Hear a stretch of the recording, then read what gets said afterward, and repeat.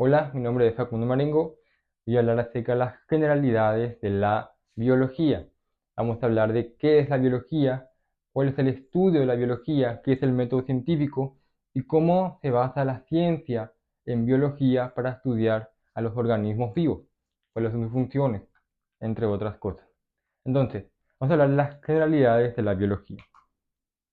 Entonces, vamos a hacer una pequeña introducción de qué es la biología en sí mismo.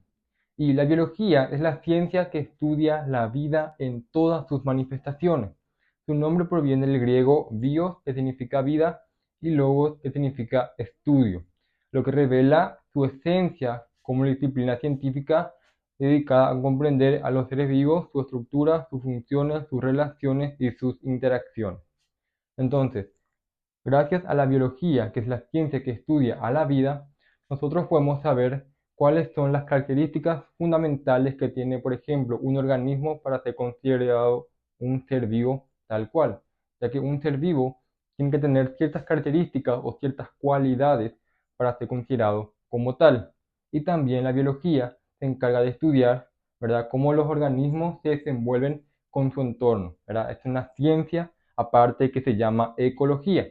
Y también la biología también se encarga de estudiar, por ejemplo, a todos los organismos, y uno de ellos, por ejemplo, es la microbiología, ¿verdad? La microbiología es la ciencia que se encarga de estudiar a los microorganismos como virus, bacterias, ¿verdad? Que son agentes patógenos, y como eso, por ejemplo, al entrar dentro de un organismo denominado huésped, puede causar daño o no, entre otras cosas. Entonces, la biología abarca una amplia variedad de escalas, desde el estudio de las moléculas que componen las células hasta la dinámica de los ecosistemas complejos.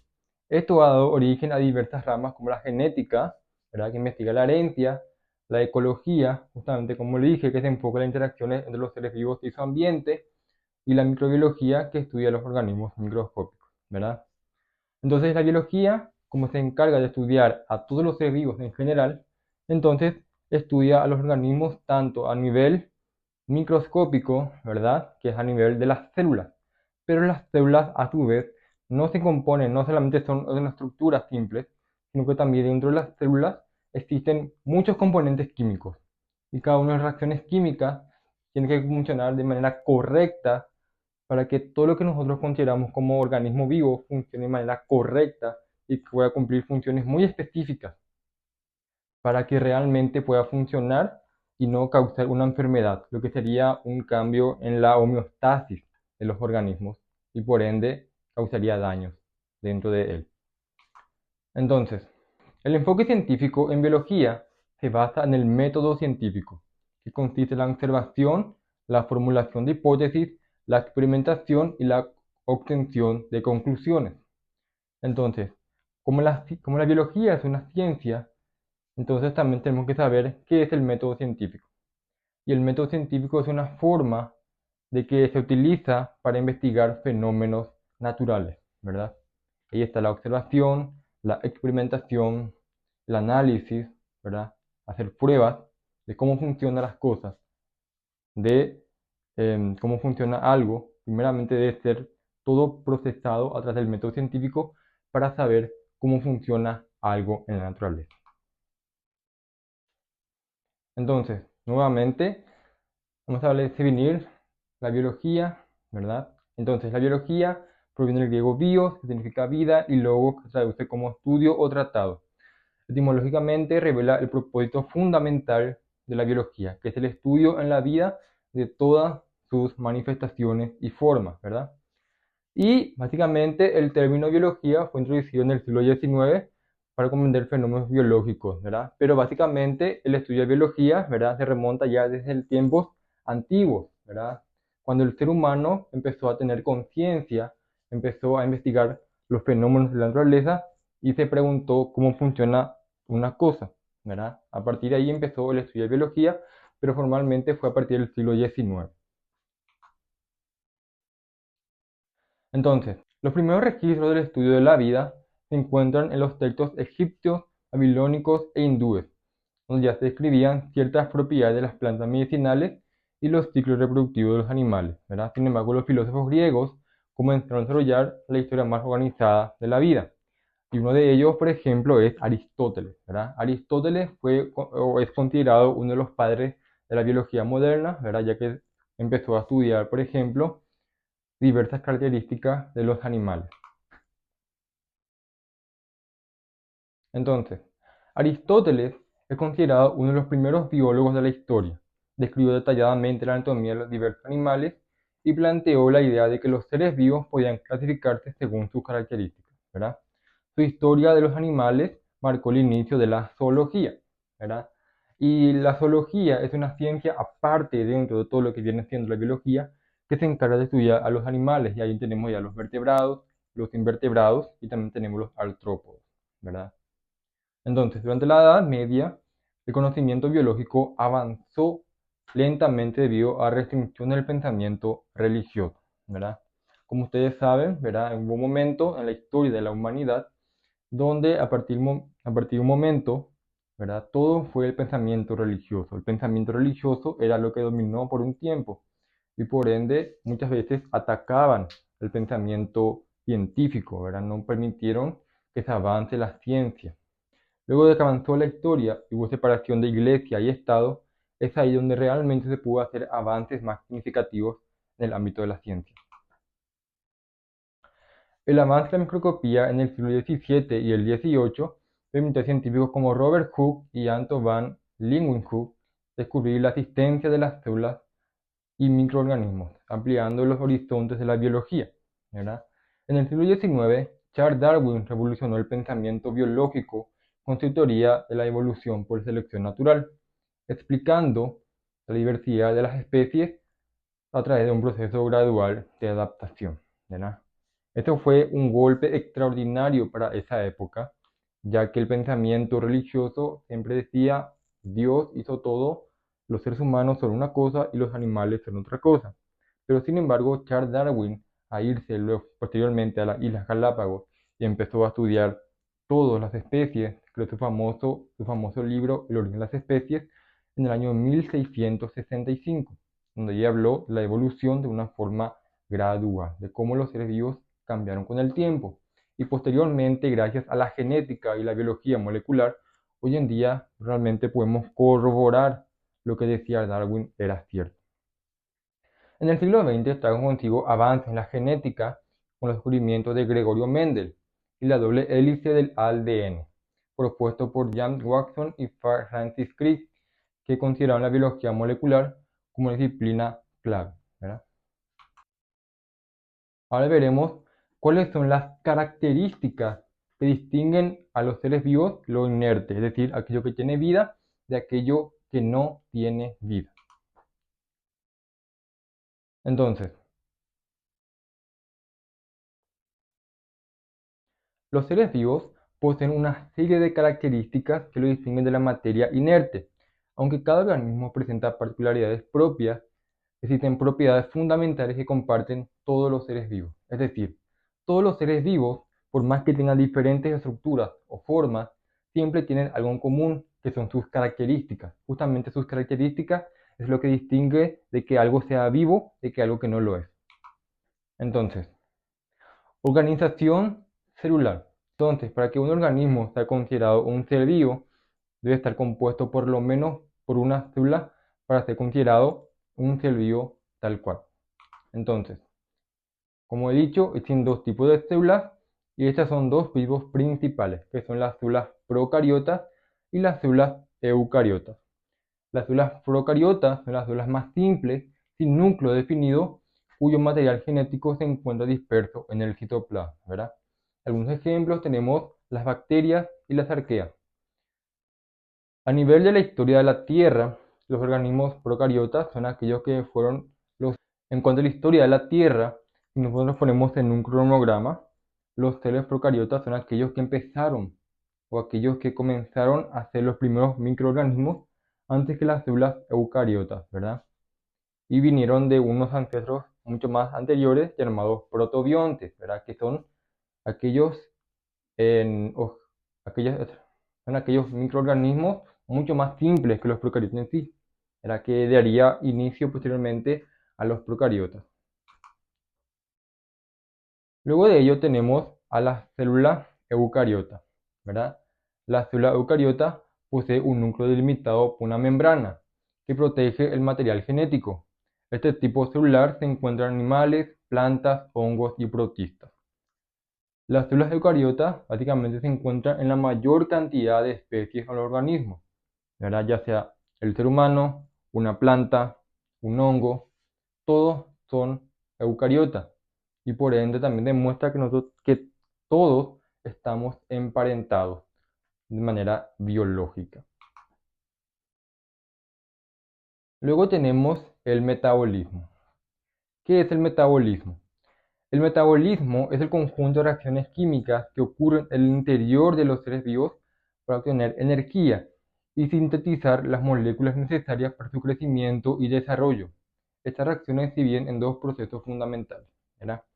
Entonces, cuando nosotros tenemos hambre, ¿verdad? Comemos algo, ¿verdad? Y así nosotros obtenemos energía. Pero dentro de nosotros otra vez existen muchas reacciones que se dividen en dos tipos, dentro de todo el conjunto de lo que viene siendo el metabolismo. Y como dije, el metabolismo se divide en dos tipos, que son el catabolismo y el anabolismo. ¿Pero qué es el catabolismo? El catabolismo es la degradación de moléculas complejas para liberar energía, ¿verdad? Un ejemplo es la respiración celular, ya que transforma la glucosa utilizable por las células. Entonces, el catabolismo lo que hace es degradar moléculas extremadamente complejas para hacerlas simples. Y luego tenemos el contrario. Tenemos lo contrario, que es el anabolismo. El anabolismo lo que es la síntesis de moléculas complejas a partir de compuestos más simples, ¿verdad? Que ocurre, por ejemplo, en la fotosíntesis de las plantas. Luego tenemos la homeostasis. ¿Y qué es la homeostasis? La homeostasis es la capacidad de los organismos para mantener un equilibrio interno estable a partir del entorno. Este mecanismo es vital para la supervivencia, ya que regula variables como la temperatura corporal, el pH sanguíneo y los niveles de glucosa, ¿verdad? Lo que hace la homeostasis es mantener todo el equilibrio interno dentro de los organismos, ya que si te interrumpe la homeostasis, todo el equilibrio de un sistema se va a corromper y por ende generará la enfermedad. Luego tenemos el crecimiento y el desarrollo. El crecimiento es el aumento de tamaño y volumen de un organismo, debido a la multiplicación celular y la síntesis de biomoléculas. Y por otro lado tenemos el desarrollo. El desarrollo implica una serie de cambios morfológicos y funcionales que ocurren a lo largo de la vida de un ser vivo. Estos dos ejemplos, por ejemplo, lo podemos ver también en el desarrollo embrionario, ¿verdad? Tenemos el crecimiento a partir de células que se dividen y también desarrollo, ya que a medida que las células se van multiplicando, también van desarrollando un nuevo ser vivo. Luego tenemos la reproducción, ¿verdad? La reproducción es un factor clave, ¿verdad? Para que exista la vida o para que se prolongue la existencia de todos los organismos. Básicamente, la reproducción es el proceso mediante el cual los seres vivos generan descendencia, permitiendo la continuidad de la especie. Y existen dos tipos fundamentales o principales.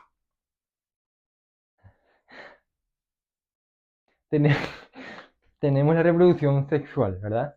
Que involucra la fusión de gametos, el óvulo y el espermatozoide, lo que genera descendencias con gran variabilidad genética. Y por otro lado, tenemos la reproducción asexual y se realiza sin la intervención de gametos, dando lugar a individuos genéticamente idénticos al progenitor. Y luego tenemos la adaptación y la evolución.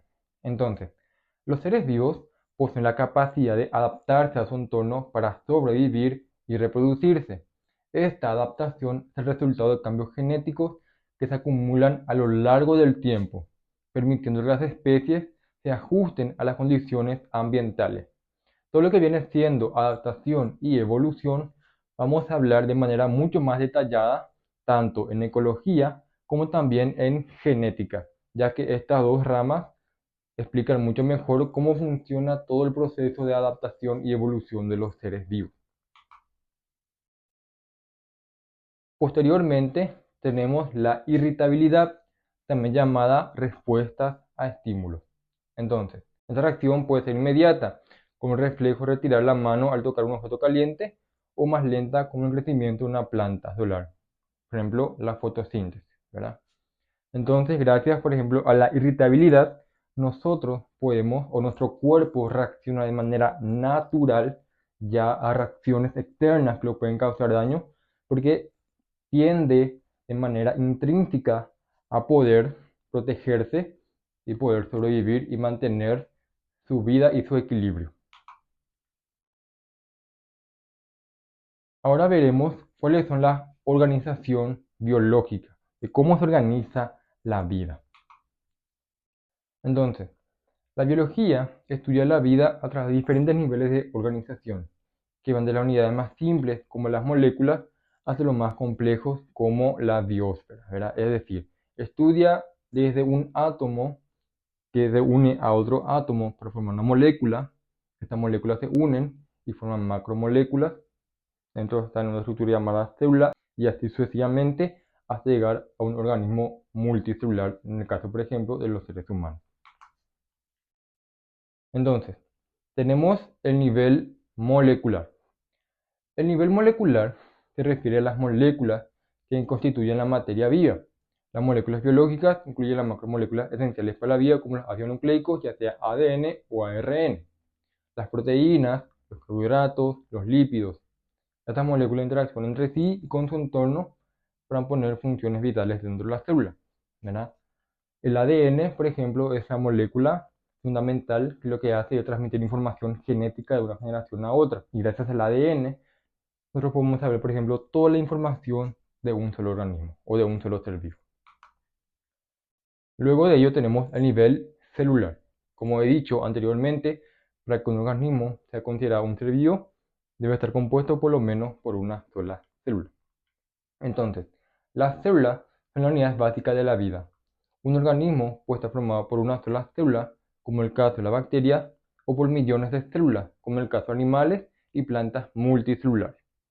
Las células contienen diversas estructuras subcelulares, como el núcleo, la mitocondria, los ribosomas, que permiten realizar funciones metabólicas necesarias para la vida. Dentro de la célula existen lo que se llaman los organelos, que son todas esas estructuras que componen la célula que hacen que la célula funcione de manera correcta. Posteriormente tenemos el nivel celular, ¿verdad? Entonces, como dije, existen dos tipos de células, procariota y eucariota. Las células procariotas son las células más simples, que no poseen núcleo definido. El material genético está disperso en el citoplasma. Mientras que los eucariotas son las células mucho más complejas, con un núcleo rodeado por una membrana que contiene el material genético. Estas células conforman organismos multicelulares como animales, plantas, hongos y protistas. Luego tenemos el nivel tisular. El nivel tisular se refiere a la agrupación de células que realiza una función específica. Los tejidos son colecciones de células similares que trabajan en conjunto para cumplir tareas vitales dentro del organismo. Es decir, todas las células que son iguales se unen uno por uno y forman estructuras mucho más complejas, ¿verdad? Que trabajan en conjunto para realizar una función en particular, ¿verdad? Viéndolas a nivel tisular, otra vez tenemos muchísimos. Entre ellos tenemos el tejido epitelial, ¿verdad? Que cubre las superficies internas del cuerpo, como la piel y el revestimiento de los órganos. Luego tenemos el tejido conectivo, que sostiene y une otros tejidos como los huesos, el cartílago y la sangre. Luego tenemos el tejido muscular. El tejido muscular permite el movimiento, como por ejemplo el músculo esquelético, cardíaco y liso. El nivel de órganos y sistemas. Entre ellos tenemos el tejido nervioso, que transmite señales eléctricas, ¿verdad? Formando el tejido nervioso. Gracias también al tejido nervioso, nosotros podemos, por ejemplo, sentir cosas, que se llama la percepción, ¿verdad? Al tocar algo es gracias a que hay impulsos nerviosos, ¿verdad? Que hacen que nuestro cerebro reaccione a este estímulo. El nivel de órganos y sistemas, ¿verdad? Los tejidos están formados por diferentes tejidos. Los órganos están formados por diferentes tejidos que trabajan en conjunto para realizar una función específica dentro del organismo. Por ejemplo, el corazón, ¿verdad? Está compuesto por tejido muscular, el tejido conectivo y nervioso. Y su función es bombear sangre a todo el cuerpo. Luego tenemos el nivel individual.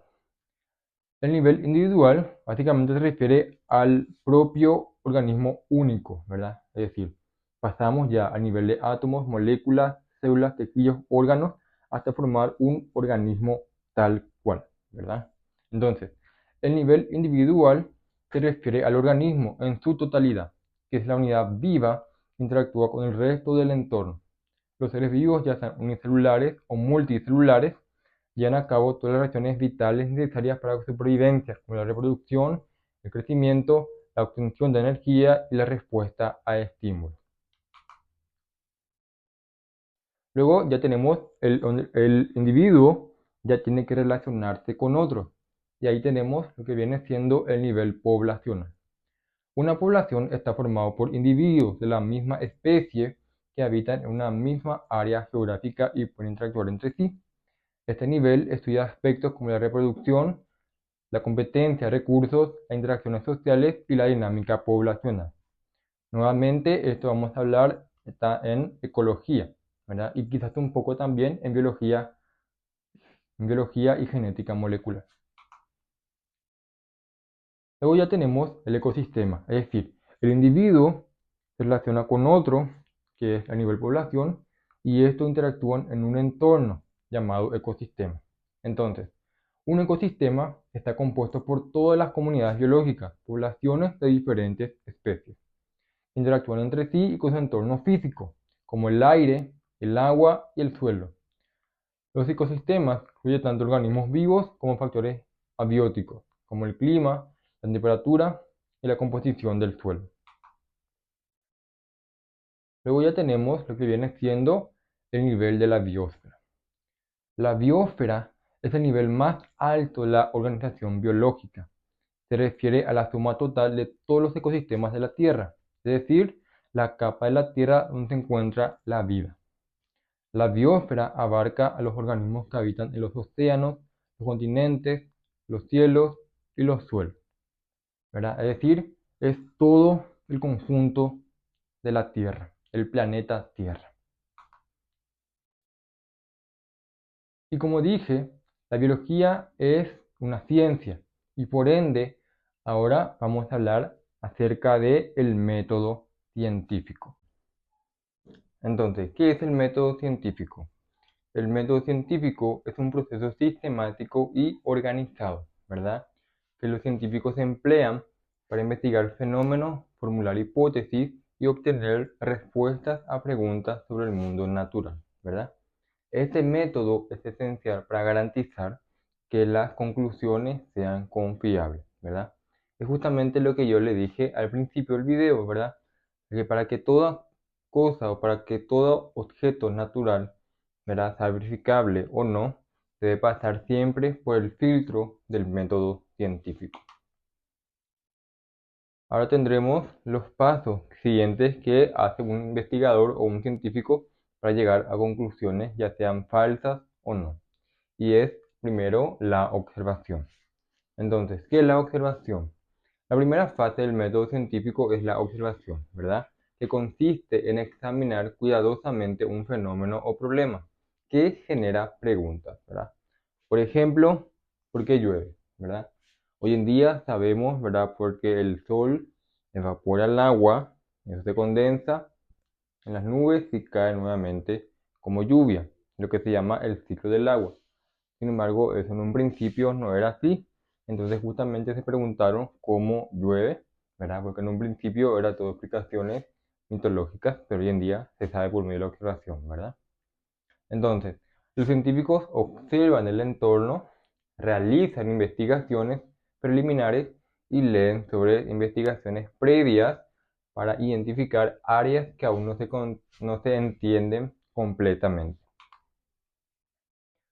Luego tenemos el planteamiento del problema. Es decir, una vez se preguntaron de cómo funciona un fenómeno en sí, ahora lo que van a hacer es categorizarlo, ¿verdad? En un pequeño segmento que se llama planteamiento del problema, ¿verdad? Entonces, una vez que el científico ha realizado una observación, el siguiente paso es identificar el problema específico que se va a investigar, ¿verdad?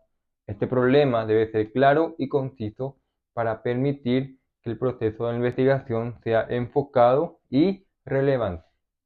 Y una vez el planteamiento del problema hecho, se establece lo que desea comprender o descubrir.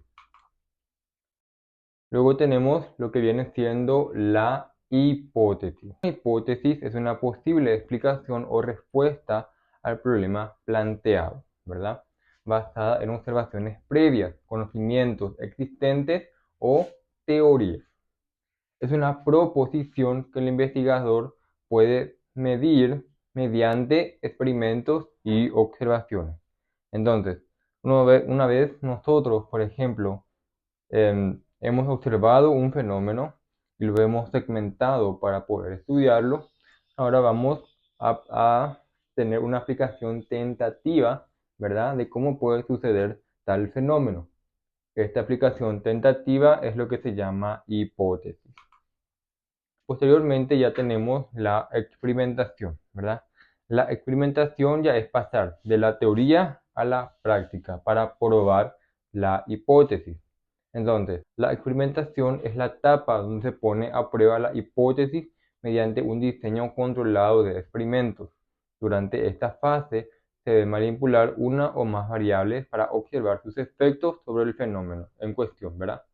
Un experimento debe ser reproducible, lo que significa que otros científicos, ¿verdad?, deben ser capaces de realizarlo y obtener los mismos resultados. Luego tenemos ya el análisis de los resultados. Entonces, una vez realizados los experimentos, los científicos analizan los datos obtenidos. Este análisis puede involucrar estadísticas, gráficos y otros métodos para interpretar los resultados, ¿verdad? El objetivo es determinar si los datos apoyan o refutan dicha hipótesis planteada. Luego tenemos lo que viene siendo la conclusión, ¿verdad? En esta fase, el investigador interpreta los resultados obtenidos durante la experimentación y determina si la hipótesis inicial ha sido confirmada o rechazada. Básicamente, si la hipótesis es rechazada, el científico lo que puede hacer es modificar o formular una nueva. Y si es aceptada, básicamente lo que hace es se comunica a la comunidad científica. Y luego ya tenemos ya la publicación y la revisión por los pares. Entonces, para que los descubrimientos sean aceptados por la comunidad científica, los resultados deben ser compartidos en revistas científicas, conferencias u otros medios académicos. El proceso de publicación implica una revisión por los pares, ¿verdad?, donde otros expertos en el campo lo que hacen es evaluar la calidad, la validez, la relevancia de los resultados y cuáles métodos fueron utilizados. Y luego tenemos la repetición y la verificación. Entonces, finalmente, un componente esencial del método científico es la repetición, ¿verdad? Que los resultados de un experimento sean considerados válidos, deben ser reproducibles por otros científicos, ¿verdad? Donde la repetición permite verificar la consistencia de los hallazgos y refuerza la confiabilidad de la conclusión. Y básicamente todo esto es biología general. Esto simplemente es una pixelada de todo lo que vamos a ver dentro de las más secciones de biología.